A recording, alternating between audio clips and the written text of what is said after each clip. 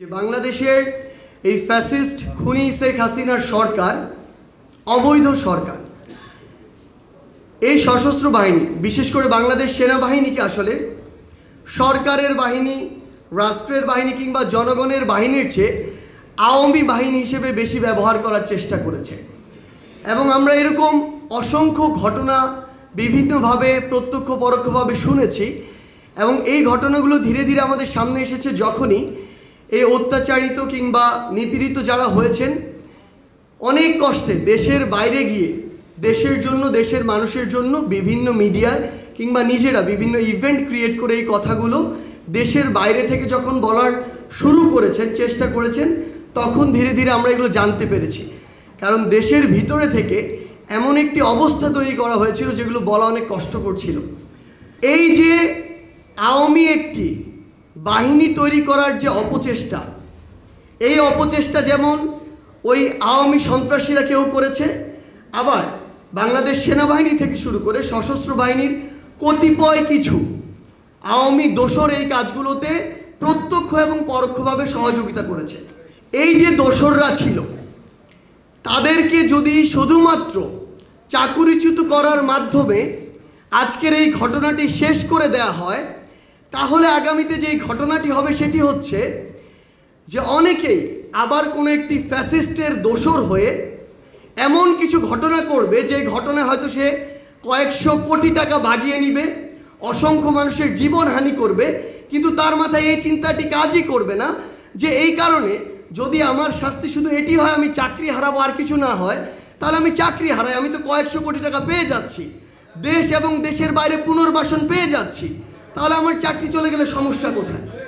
আমরা আমাদের জায়গা থেকে স্পষ্ট করে অন্তর্বর্তীকালীন সরকারকে একটি কথা বলি, আপনারা আজকে অন্তর্বর্তীকালীন সরকারের প্রধান উপদেষ্টা কিংবা উপদেষ্টা হয়েছেন হাজার হাজার জীবনের রক্তের উপরে। আমার অর্ধলক্ষ ভাই বোন রক্ত দিয়েছে, হাসপাতাল এখনো কাতরাচ্ছে, রক্তের দাগ এখনো শুকায় নাই, ওই যে সেলাইগুলো সেগুলো এখনো শুকায় নাই। আপনারা যদি এখন ওই গুরুত্বপূর্ণ জায়গাগুলোতে বসে এই সুশীলতা দেখান, সেটা দেখতে আমরা প্রস্তুত নই। আমাদের জায়গা থেকে স্পষ্ট বার্তা, যে কথাটি বলা হয়েছে, এই পুরো সিস্টেমটিকে আবার পচন ধরানোর জন্য ওই অল্প কিছু পচা মানুষই যথেষ্ট। সেই জায়গা থেকে যাদের বিরুদ্ধে এই প্রত্যক্ষ প্রমাণগুলো রয়েছে, ডকুমেন্টগুলো রয়েছে, তাদের বিরুদ্ধে অবশ্যই এই ব্যবস্থাটি নিতে হবে।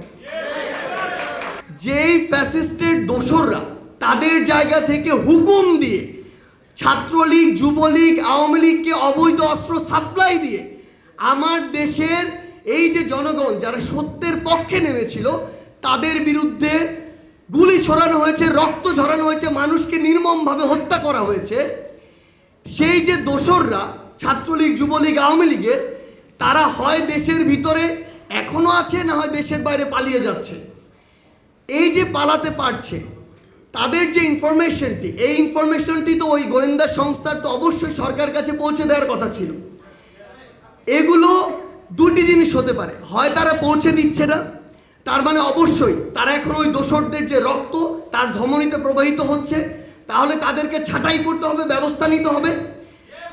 আদারওয়াইজ আরেকটা সিনারিও হতে পারে যে তারা পৌঁছে দিচ্ছে, আপনারা কাজ করতে পারছেন না, তাহলে আপনারা ওইটার জন্য অযোগ্য, আপনারা দায়িত্ব ছেড়ে দেন।